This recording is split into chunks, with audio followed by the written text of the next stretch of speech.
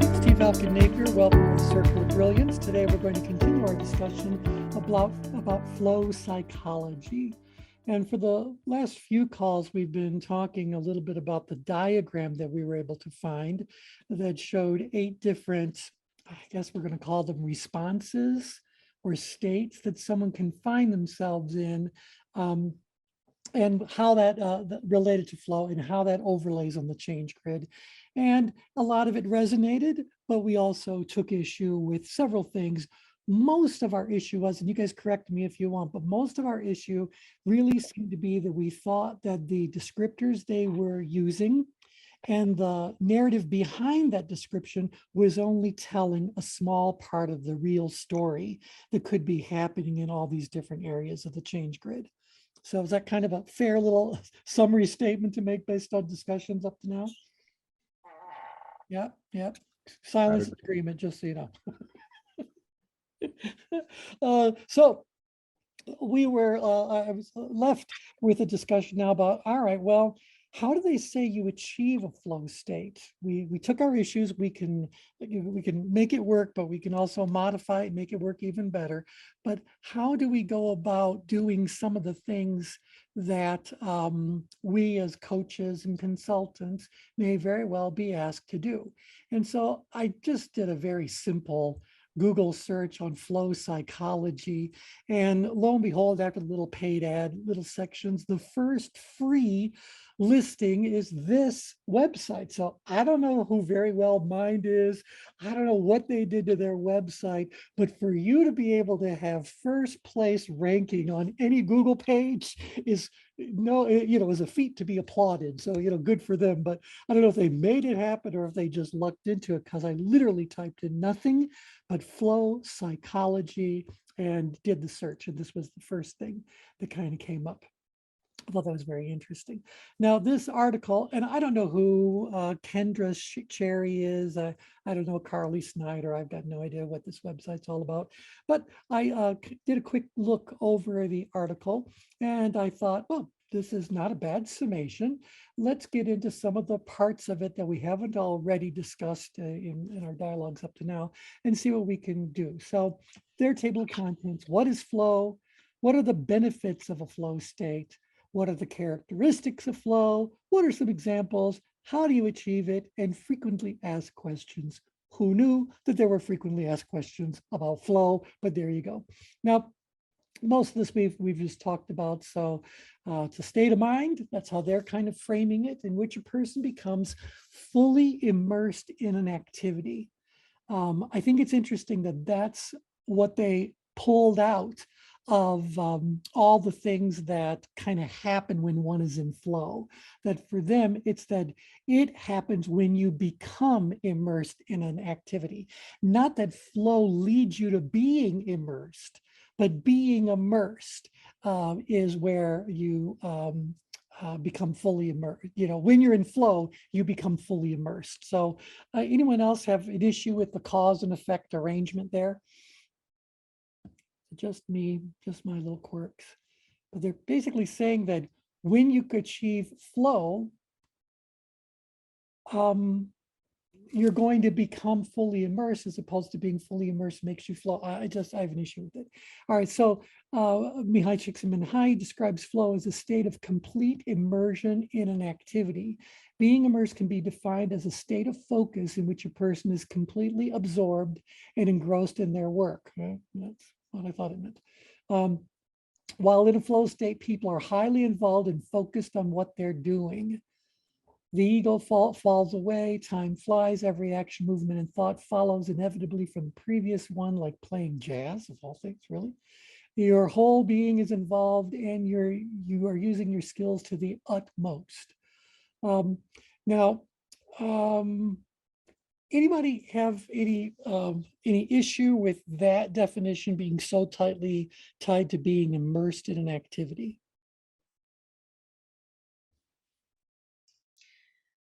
I don't know if it requires an activity. I don't know. I mean, this is picking. Yeah, that's what we do. Welcome to I know. I don't know if it requires immersion in an activity per se, but in even a thought. Yeah. or a concept. I mean, maybe the activity is thinking, or maybe the activity is, I don't know, but Right, that's but my 2 cents. I'm glad you brought that up because I thought, isn't meditation a flow state? Isn't some of the things that people are doing to achieve higher levels of spirituality, spiritual awareness, all that mindfulness, etc., isn't Yeah. that, or are they saying that those things are activities? Well, I don't know. I mean, I think meditation is a flow state, and that you're connecting with another level of consciousness when you're flowing with meditation. So, Mhm. Yeah. So again, I'm thinking like, well, meditation is something that would lead me into a flow state, but that meditative flow state, or that flow state when one is meditating, feels different to me than the flow state that one is in when they are actively scrambling to get something finished by a deadline, so they're like in the zone because they're trying to get something done for whatever reasons. But that to me feels like there's a difference in the kind of shape and size and the intensity and all that. So Tim, would you? Yeah, well, that's an interesting question because now I'm thinking of mindfulness, the practice of mindfulness, and would that also be considered a state of flow? Yeah, I mean, and again, I kind of think all these things can put me in a situation where my concept of the passage of time becomes distorted. So I'm like in the groove and time can fly by, but I'm not really noticing the passing of time so much. I can certainly agree that there's a lot of things that I can be doing where I kind of get lost in whatever it is that I'm doing. But I don't know that getting lost in something and being immersed in something are indicators of the same kind of state, of the same kind of response. One feels very accidental, and the one feels a little bit more driven by intention. So I think that, some other characteristics, well, let's go up here for just a second. Let's jump benefits. Oh yeah, we'll come back there. But these are the characteristics. The activity that you're doing is intrinsically rewarding. There are clear goals that, while challenging, are still attainable. Remember, they said that the place you have to be on their grid is you have to be in moderate to high levels of challenge and have a moderate to high level of ability to meet that challenge. We took issue with that, but nevertheless, that's what their model says. And so that would seem to be, matching what we're saying, but it doesn't tell the whole story. So there are clear goals that, while challenging, are still attainable because you do have the ability to meet it. There's a complete focus on the activity itself. I don't necessarily know that that's really the case. I can say that I am primarily focused on something. People experience feelings of personal control over the situation and the outcome. And again, anyone chime in if you've got something you want to comment on as we talk about any of these characteristics. see, I think the whole notion of control is sort of antithetical to the flow state, in my opinion. I mean, I don't think you're thinking about control when you're in a flow state. You're in a flow state, you're being carried along. It doesn't mean you can't stop it or you can't, whatever, but it's more of the whole point of it being flow is that you're not actively controlling it. You are literally flowing with it. Going with it. Right. I don't know if you guys remember back to, I did a series of little classes for you guys on how the heart line could be depicted as a stream, and what's happening along that stream. And I think we were talking about the middle of it. So it was probably something to do with the oracle of the self or something about applying these concepts to spirituality and all that sort of thing. But I said, when you're at the center of the change grid, I want you to kind of visualize yourself sitting on an island. So let me just go ahead and bring up a change grid. So when you're at the center of the change grid, just turn that purple dot into an island. And that island, because it's an island, is surrounded by water. And the water is coming from the left and traveling to the right. And as that water travels, it's picking up volume, velocity, intensity, activity, whatever.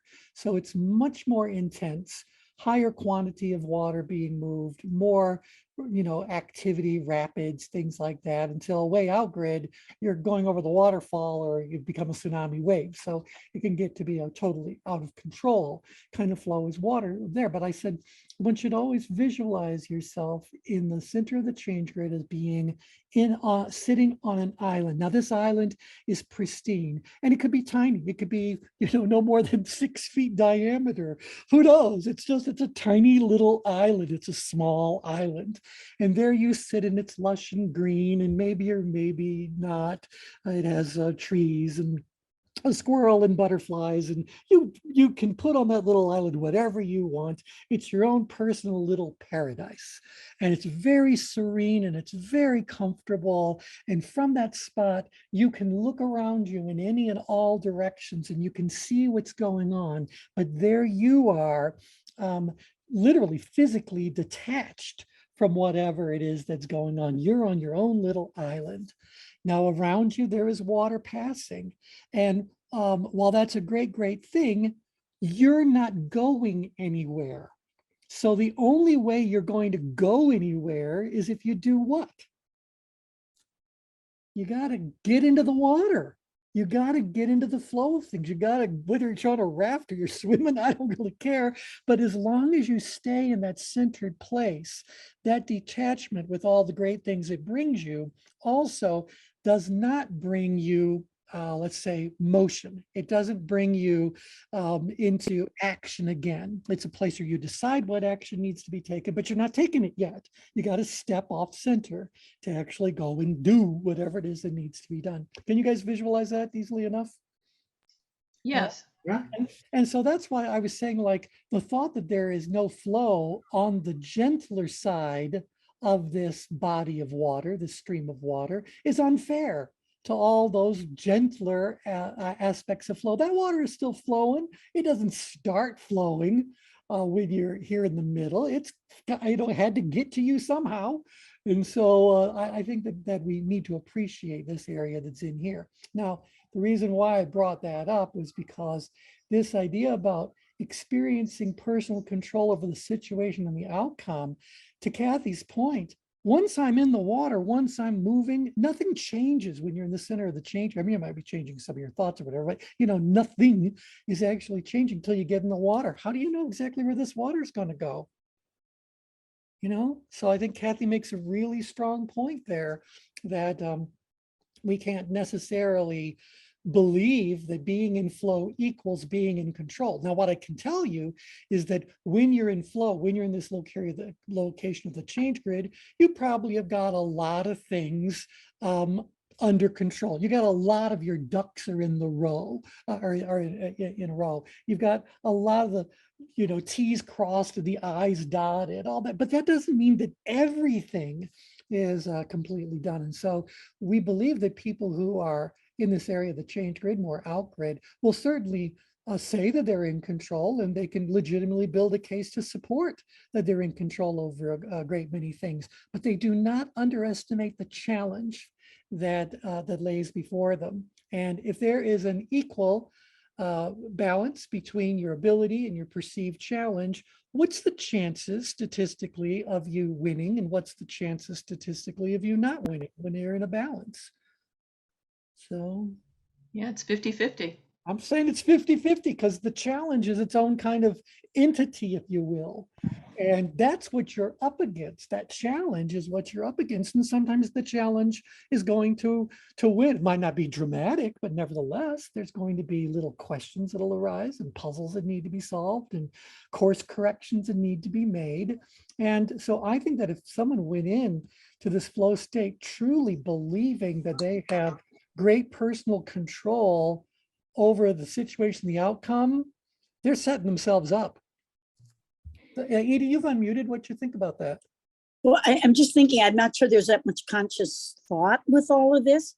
And what is the difference between this and being unconscious competent?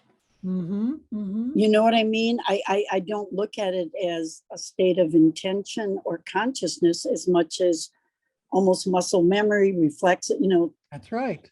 Well, Michael Jordan, triple overtime, and he just shoots it. And there isn't really a conscious thought. There's almost a freedom of all blocks. Like it could be a freedom of chakra flows. I don't know. well, right. But it's another source that takes over. And so I think it is the difference of control and controlling.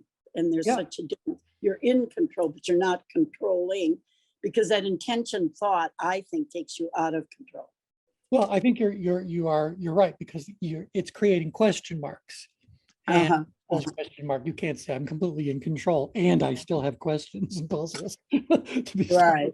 No, those don't really go together. So let's take a look at what Edie just said. And I'm glad that you brought up this idea about being an unconscious competent. Certainly on our calls, we've did a deep dive into that whole adult learning model about people progressing from being an unconscious incompetent to ultimately becoming an unconscious competent. And we took issue with the thought that it's being presented as a linear model. We instead said, no, it's a cycle. And we overlaid it on the change grid. And again, this should just be a review for most of you guys. I know we got some new people on our calls, but and I can either point you to the recordings or we can have a quick discussion around it if you want. But the person on the in-grid side of things is an unconscious incompetent. So how do I know they're an incompetent? They rate their ability as 0 or 1. So, to be here, by definition, your perceived level of ability is quite low. In fact, remember, if we look at engagement rings for just a second, I hate jumping around, but these individuals this far on the in-grid side of things are kind of just operating. They're going through life, but they're oblivious to a great deal of what's going on. They're pre-aware. Nothing is really happening yet that's demanding their attention as a hyper-awareness situation would. So I don't think that I can actually say that they're perceiving ability or challenge when they haven't identified something yet. You with me on this? It's just kind of like, they're unaware. Is that what goes over here? I like oblivious, but unaware, pre-aware, whatever. So, Now, that takes me back to the adult learning model. And so they're an unconscious incompetent. They don't know that they don't know something. Well, as the challenge starts to express itself, they now realize that they do not know something. And so they realize that they don't have the ability, because they've just realized that something is happening. And so they would rate their ability on the low end of things. The challenge is high. They are now a conscious incompetent. So level of tension parallels consciousness. The further upgrade we go to at least a certain point, the more conscious we're going to be of what's going on in the world around us. That's where whole survival stuff is coming into play, and the opposite is true downgrade. So now, as we start to realize that that challenge merits some attention being paid to it, we're going to work to increase our perceived ability. And as we work to increase our perceived ability, increase our knowledge, our skill, our experience, our resources, et cetera, our perceived ability goes up even though the challenge remains high. And now we're a conscious competent. So a conscious competent is someone who has to pay attention because the challenge merits someone paying attention to it. And they know the test is afoot. They're up against an equal challenge. And so they better pay attention, because the win here is going to be based on your ability to control those things that you can control, while you are simultaneously hoping that things that you can't control don't arise. And so that's what's going on out here, that the battle is being fought. Well, as you fight that battle more and more, and you get better and better at it, to Edie's point, your level of consciousness starts to drop, because you can now perform that level of ability, perform those skills, exercise that knowledge without so much effort having to be put into it. And that effort could be physical, it could be mental, it could just be on the awareness side of things. You become more on autopilot. And so as you start to slip down slightly, your level of competence remains extremely high, but you don't really perceive it as being that much of a challenge anymore. So it's starting to slip. Nevertheless, you now have muscle memory, or you've exercised your brain like a muscle, so it starts to do things reflexively when it comes to decision making, etc. And yeah, so you end up there. But the problem is now you're unconscious again. And the world keeps changing, and an unconscious person doesn't notice those changes. And so sooner or later, their perceived ability compared to actual ability is going to change. And they may continue to perceive themselves as being able, but the situation changed, and the truth is they are now an unconscious incompetent all over again. And the cycle will repeat itself, going around and around and around. So to just bring this to the point I was trying to make is that I think that where you really start to feel like you're in control is just south of the heart line of power, where for at least a while, the perceived challenge now seems to be less than your ability to meet that challenge. So you've successfully done it. You've repeated that success, haven't mastered it yet perhaps, but you're moving in the direction of it becoming second nature to you. Edie, is that what you were describing? Yeah, that. And, I think so much of basketball where they say when they pause too much before a free throw and overthink it. Everybody talks about don't overthink it. And so it is a matter of staying free of those blocks and barriers. And I think also when we get so focused, then we're out of focus. Do you know what I mean by that? Right, because we're going to start noticing things. It's not perfect. Yeah. Yep. So you want me to look closer and closer at something, I'm bound to find something. Give me a situation in 5 minutes, I can find fault with it. So not a problem. That's what our skills is, well, as humans. So there's that detachment from everything else when you are so focused, in the here and now, whether it's playing foosball or something that grabs your complete attention. That is where I see flow occurring, because there's a detachment from intention, and like you said, there's no issue about perceived challenge because you are detached from all of that, and things like muscle memory will take over, which generally is a good thing for at least sports. Sure. Well, yeah. Well, and I would like to think that in a survival situation, a lot of people who have trained in these high risk kinds of jobs and activities, you better hope that training is going to kick in when time comes to put it all to the test. And so I think you're absolutely right. Let's overtrain so that we can be prepared to meet the challenge when it arises. Now, remember, we said, look, flow occurs outgrid at a relative balance between that. Even Csikszentmihalyi's diagram shows this as being a wedge.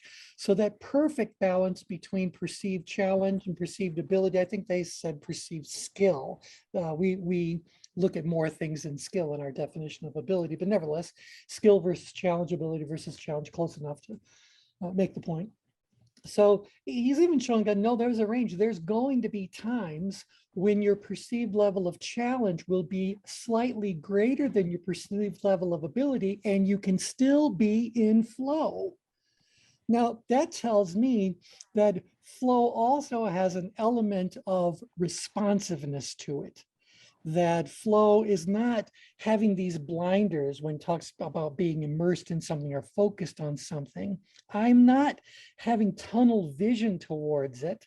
I can still see where there are things that might be going on that could be better streamlined, or things that I didn't anticipate or have suddenly appeared in the reality of the situation. So I think that there's a difference between being slightly upgrid and being slightly downgrid while still being in flow. And this might be what we're talking about when we say that the person who's upgrid is trying to solve the problem. The person who's downgrid believes the problems have all been solved. So this is all where the control would come to feel. This person would still be seizing control, or what's better than seizing? You're in control, but you want to make it even better. So strengthening control, refining control, optimizing control, they're not always there. Okay, thoughts about that? Yeah, Sounds good. yeah. No, I like that concept of, because I see the heart line as essentially a flow. I Yeah, think. I mean, You it's the know, and ultimate flow. It would be the goal. yeah, and so I think that notion of being below the heart line is also, I don't know, somehow that makes sense, what you were saying, that being below the heart line is also a form of, or being partially in flow. Well, I think it is because if anything, perhaps it is this relaxed level of tension that still equals flow, that Yeah. frees up time and energy to take care of the questions that might arise. So they still balance one another out. And again, I always seem to apply things to sports metaphors in the Olympics. It's like, you be the Olympic athlete, who's likely to give you competition for the medals. And there you are, you're up against the gold medal performer, and you're out there to balance 9-9 or 10-10, 11-11, you can do it, you're there balanced. And then you come to find out that individual tested positive for COVID. So they're not going to be competing. So now how do you rate your ability to medal when the one person that you thought was really going to give you a run for your money is now out of the competition? You might suddenly go like, okay, these people aren't slackers. I can't be careless, but I can breathe a little bit of a sigh of relief because my biggest nemesis is now out of the game. That would slightly lower my level of perceived challenge, but if it comes down too far, I'm going to get sloppy. And then, the person who wasn't going to stand on the platform suddenly having their national anthem played. So yeah, so stuff happens. Okay, Do now, you think, T, you can teach flow? Can you teach it, or can well, you that's play that's it, because this is facilitate what it? they're saying, how to achieve flow. So, Mm. there's a lot here that we can kind of, dig into, but this is what I wanted to get to, because this would really be what I was saying, somebody's method or somebody's brainstorm around how we as human development professionals can help our clients to become optimally productive. So, in fact, if I remember the subtitle, Flow was called The Psychology of Optimal Experience. That's the subtitle for the original book back in the 80s. Flow, The Psychology of Optimal Experience, I think is what it was actually called. You guys can look it up. Still so inclined. So I thought, all right, well, if I've got a client who really wants to be the best they can be at whatever it is they happen to be doing, or a client who is facing a big deadline and they need to get in flow if they're going to meet that deadline because of just, sheer time requirements to get the job done or whatever, well, it may be very useful for us to be able to help someone move into a flow state and maintain that state. And probably even more important, how to return to that state quite easily. So I'll give you guys a personal glimpse into my reality. Perhaps you share this, but I happen to think I'm a decent writer. Of course, it needs to be edited and all that sort of stuff, but I think I'm a pretty decent writer. And so I've written plenty of things, and I know I could read more, write more things, but whatever reasons, I just don't do that. Well, the biggest reason for that is that I find it very difficult to get into the state of mind where I can write. So to me, I can't just sit down and say, okay, I'm going to write now. I've always had difficulty getting in that writing mode. Now, once I'm in that writing mode, well, I can stay in that writing mode forever, unless somebody or something pulls me out of that mode. And once I get pulled out of that mode, how easy do you think it is for me to get back in the mode? Not easy. Relate to this? Yep. Well, Edie, you've written a lot of books. Do you have to be like in the mode to Yeah. Yeah. It takes me, because I remember at NSA conferences where somebody would say, get up a couple hours earlier and just write a little bit every day. And for 25 years, none of that worked. And I just lived on a 19-foot boat. I didn't even have the plug. It was in a parking lot. And I had to separate myself from everything. And then once I got in it, I wrote 7 books in less than 7 years. It was addictive. It was addictive. But now to get back into it is a real climb. But you're absolutely right. I think for some of us, once we get in the flow, it's a pleasurable addiction. Well, it is, and I think it's also can reveal. Well, I'm speaking my personal truth. Can reveal the level of skill that we possess at creative avoidance. So not only is it difficult for me to get back into that state, I don't necessarily feel like going back in that state. Right. So I can come up with all kinds of reasons why I can't do it today, or, oh, I have to wait until this happens or that happens, or, this planet aligns with that one, creative avoidance. All right. So anyway, I would just say to you that from our professional perspective, we would like to help find some way to be able to measure how close the person is to flow to begin with. Obviously, we can use the change grid to do that at the activity level. We can look at dozens of activities simultaneously. We can tell people before they give us any backstory at all. We can tell them where they're experiencing flow right now, where they were experiencing flow but have lost it now, where they haven't achieved flow yet. So with the change grid, will reveal all of that stuff without us hearing any of the backstory. Now, once we know where they are in terms of flow, we have to be able to help them get there. Now, we know how to move people around the change grid. We can do upgrid maneuvers and, well, whatever the change grid maneuvers need to be. We can move anybody from anywhere to anywhere. We just have to know 2 things: where are they at and where are we trying to move them to? Once we got those 2 things, we can put together the right combination of change grid maneuvers to facilitate movement in whatever that direction happens to be. So I'm thinking what we're about to read is going to map to the different change grid maneuvers. And if that is in fact the case, the question is going to be, where in the change grid maneuvers does it fall? Because to do all of these things may or may not result in a flow outcome, because these things may or may not be working against each other. I don't know. I've not looked at the list. And as I'm talking, my eyes are even closed. I'm not even previewing it. So we have to be able to help someone get into that flow state. We have to help them maintain that state.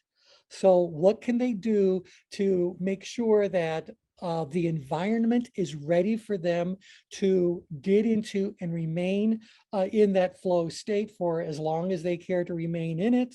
And that's, so this is about identifying and eliminating distractions, etc. And then the 4th part, which is the most difficult part, is how do we help them learn how to return to the flow state whenever they would like to, so they don't need to rely on us to help them achieve flow again. So to me, that's our job. That's what we got to do. Okay. T, is that where NLP and triggers can come in to recreate that flow state quite quickly? I would certainly say that that is one of the tools that I would like to have in my toolbox. Because if I can get them to really create a map of how they were able to move from wherever they were to that flow state, I can now say duplicate that pattern and you'll end up there again. But if I just get them to describe the flow state when they're in it, I don't think that's going to be very helpful to them, because they got to know, how did I do here? Where did I turn? What did I do? So yeah. Okay, other thoughts on that before we kind of scrutinize what they're saying, how we achieve something? T, Yeah. I have a thought in my mind around maintaining the flow state. I believe that, you have to have a sense of control to be able to maintain it for any reasonable period of time. Yeah. And the further away you get from the heart line, the further away or the more lack of control you have. If you're below the heart line, you have a false sense of control potentially that bleeds in. And if you're above the heart line, you've got the reverse dynamics kind of happening. So puzzle to solve. Yeah. Something. Yeah. So I'm wondering if somebody achieving flow state is really the goal, or is it maintaining the flow state that's more important? Yeah, well, and here's the thing. If it's activity specific, we have to look at the duration of the activity. What's the required duration of the activity for it to be completed successfully? I think when people are studying flow psychology or talking about it, they're not really talking about how I can get you into flow for the next 5 minutes, or how I can create, can you just carve out one morning a day and find, I think they're looking for the people who get lost in an activity and can spend extended periods of time focused on a single task until the task is done. Do you guys agree with me that this really isn't about short-term flow? This is really about long-term flow. That'll work, Coba. Oh, yeah, work. I like that. So I think that when we're talking about maintaining something that has a significant duration as among its goals, we've got to factor in a lot more things than just what I might say to someone to get a task completed real quickly. I mean, at what point in time do you run out of energy because of nutrition issues? Or how do you manage to stay focused if your blood sugar is out of whack and suddenly you're feeling a nap attack come along, right? So I think that there are going to be things beyond the conversational techniques we use with up-grid maneuvers, down-grid, well, all the change grid maneuvers are conversational techniques.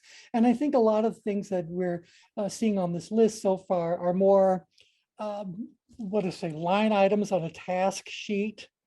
Maybe some of it is conversational, but for duration, there's a lot more that has to come into play. Do you guys agree with me on that? Yes? No? Yes. I do. As you've all fallen asleep because you're not in flow. So yeah, we got other things that come into factor. And I bring that up because our job as human development professionals is to work with the whole person in holistic ways. We don't have just one technique that we step in and apply and we're gone. We have a framework, no mistake about it. The change works and the master stream, if you're talking about influencing someone, is a really robust framework. But once you are working inside of that framework, there's an endless array of things you could actually be doing in the name of tension management or helping the person to, enhance their skills, whether you're in that mode of being speaker, trainer, coach, consultant, therapist, mentor, whatever role you're in, there's countless ways to actually go about doing it.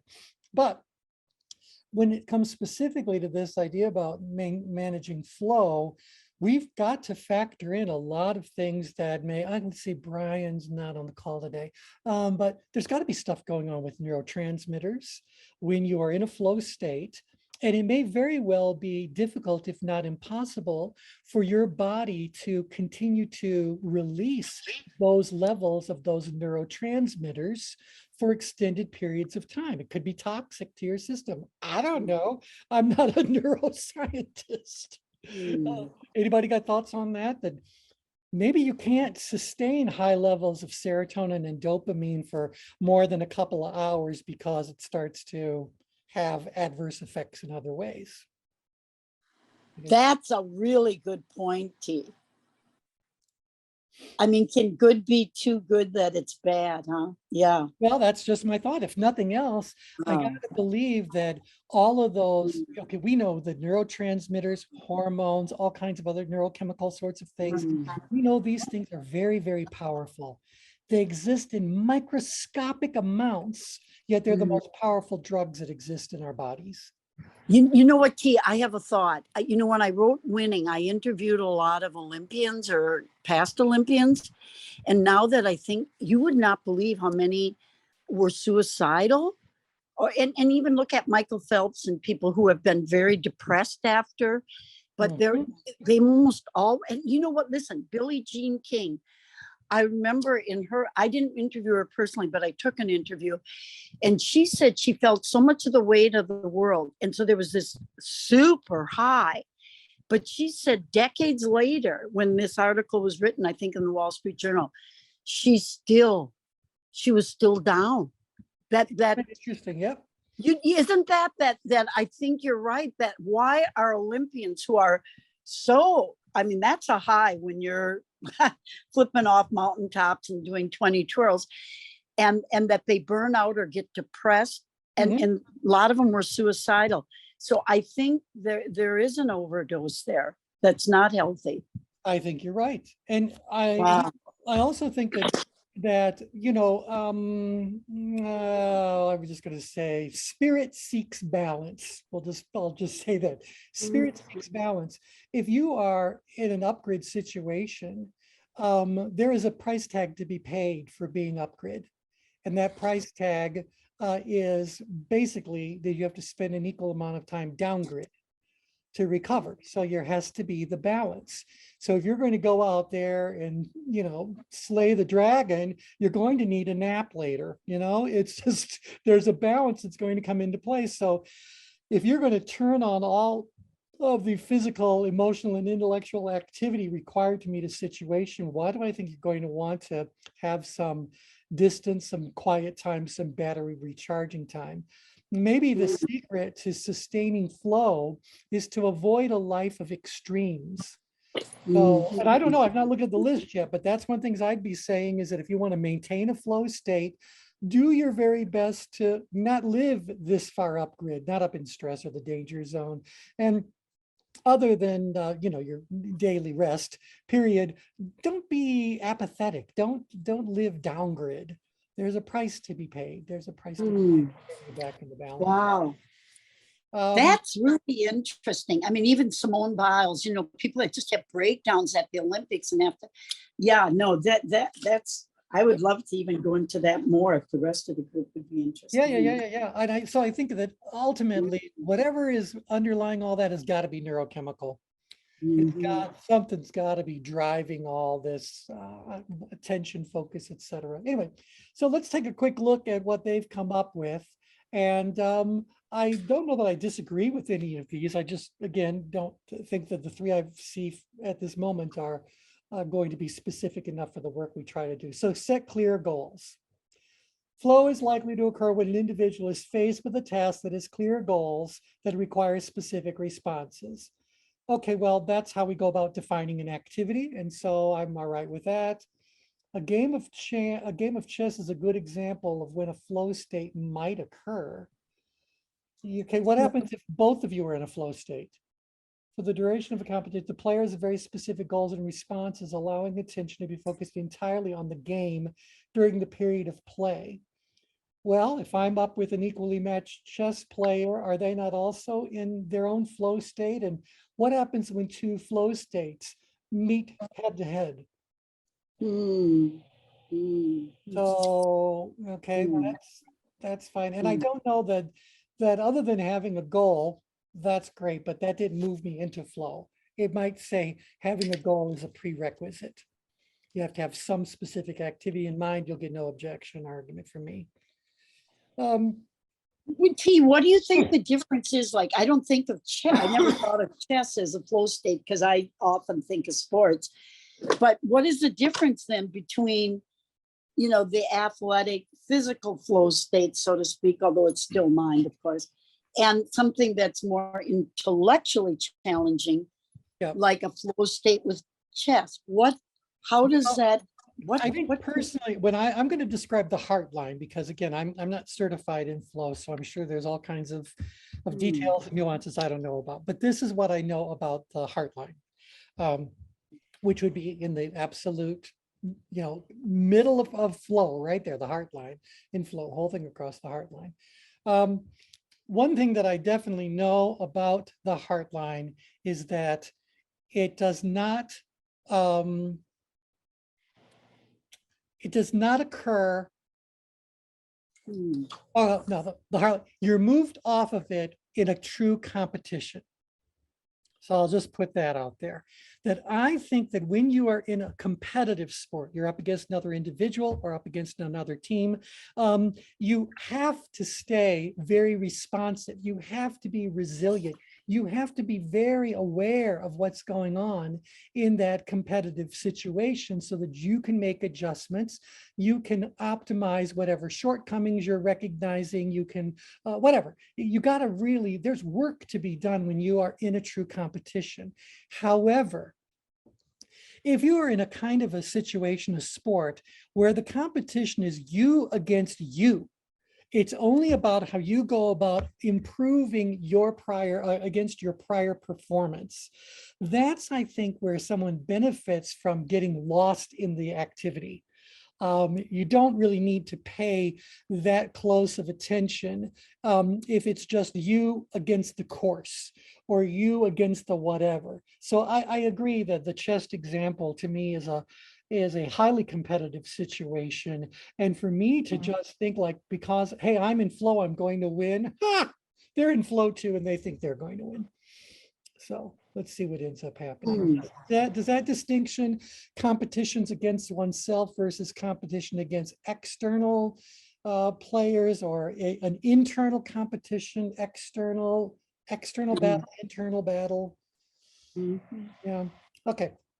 All right. Anyway, so add an element of challenge. Well, what kind of maneuver is increasing challenge? Upgrade, downgrade, ingrid, or outgrid? Increase the challenge. All right, it's an upgrade maneuver. Let's quickly review the upgrade maneuvers. If someone's level of tension is lower than serves them well, how I can go about raising their level of tension in a conversational mode is to, number one, increase the standards against which someone is measuring whatever it is they happen to be measuring or using as a metric to determine that they're okay. Raise the bar, raise the standard. The second thing I can do is to change the task in some subtle or profound kind of a way. So for example, in a sales environment, we've got a salesperson who's out there selling. Let's throw a contest into the mix because I've just now subtly changed the activity. So no longer are they just out there selling, they are selling because they want to win the competition. So I can change the standards. I can also change the task in some significant or profound way. The third thing I can do is awaken the emotions that match the ideal level of tension I want them to be experiencing. So awaken whatever the appropriate emotions are, or I can also boost accountability. Those are the four things I can do. Add an element of challenge is what they're saying. So that's increasing a standard, or could be changing a task. It could even be about awakening emotions.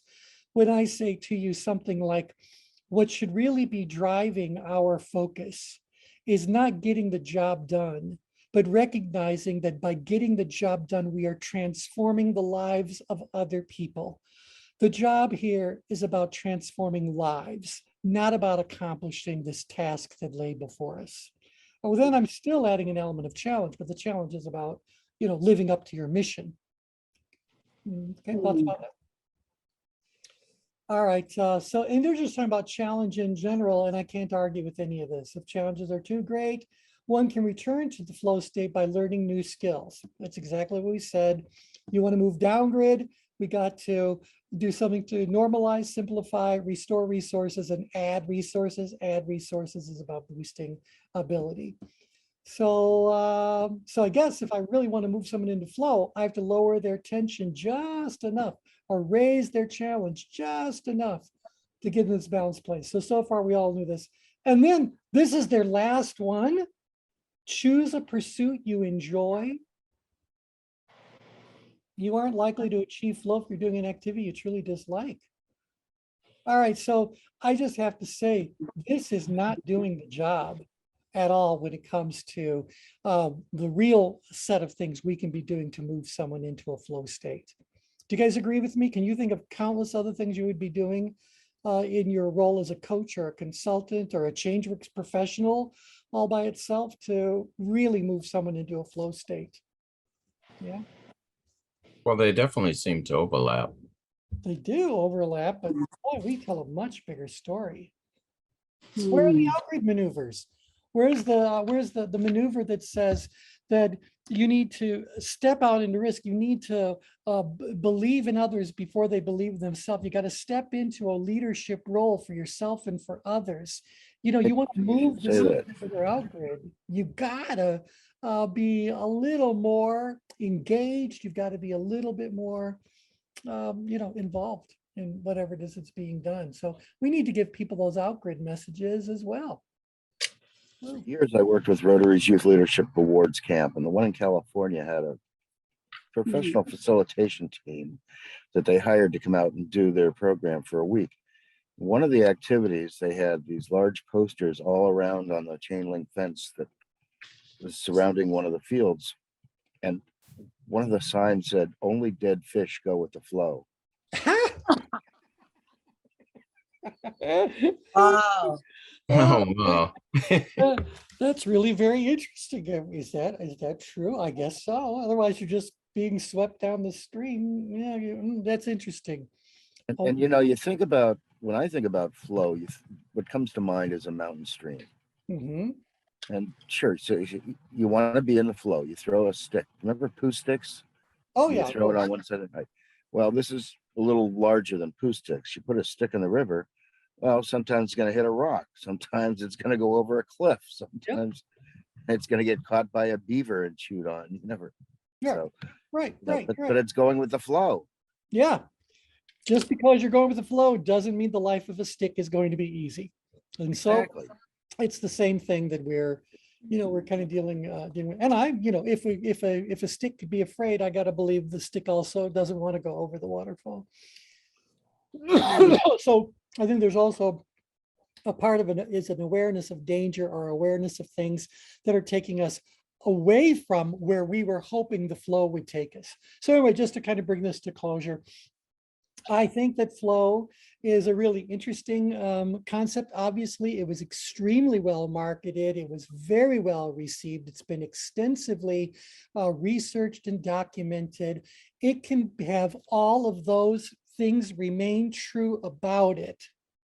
And still, upon integration with what we know about the change grid and about tension management, we can still say that we can absorb it easily enough and we can expand upon what it's already saying to not only prove out its accuracy, but point out where its blind spots or shortcomings may be.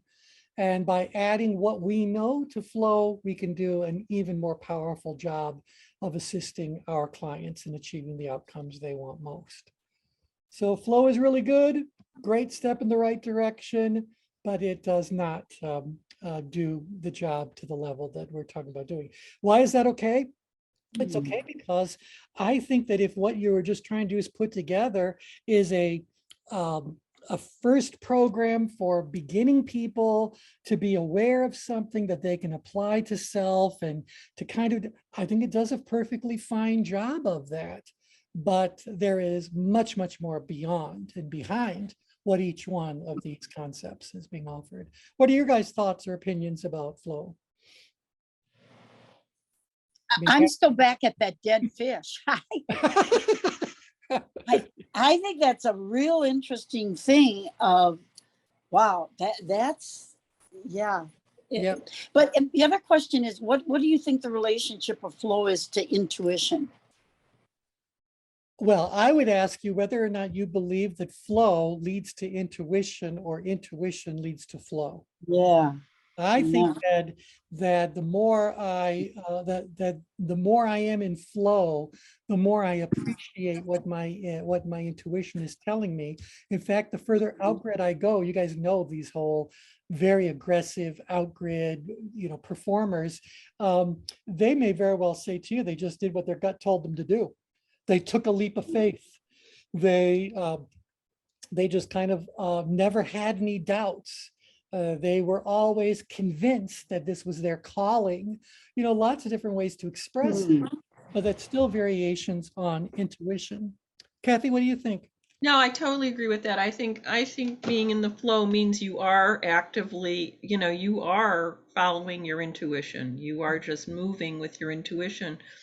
When I heard the sort of dead fish concept, to me, that is such a passive concept, passive mode. And that's not how I see flow as we are talking about it here. I think we are seeing flow as as an active state. It is just not active in the sense of power and in control. Exactly, exactly. In fact, You know, ships and so I things think are- that whole notion of the dead fish concept is just is a red herring. Well, there you go. Well, you know, I'm really interested in this whole metaphor, though. Now that Shags has brought it up, are there species of marine life who actually seek out flow in existing flow channels and things like that, and ride whatever those currents are? I don't really know what Sure. to do. Or for me to get any food, do I have to turn around and let the food come to me? You know, Sponge has to rely on flow. what's that now? A sponge is anchored in most cases and it relies on flow. Okay, but it stays put. It's its own little island. Well, again, I'm just offering that up. I didn't. No, I I'm think not it's saying. really great. We're I'm not not saying I blaming you. I'm not No. saying I support it. I just thought it was a rather interesting statement. Yeah. And again, It is. it's an example of what we do when we talk about the merging of brilliance. I think that that line is a brilliant line. And you guys should think about where that fits into whatever it is you share. It's beautifully stated for our kinds of purposes. But it's a model is being presented. This model says that only dead fish go with the flow. And so we were like, well, let's see if we apply that to our understanding. To what degree does it hold true? And I would certainly say to you that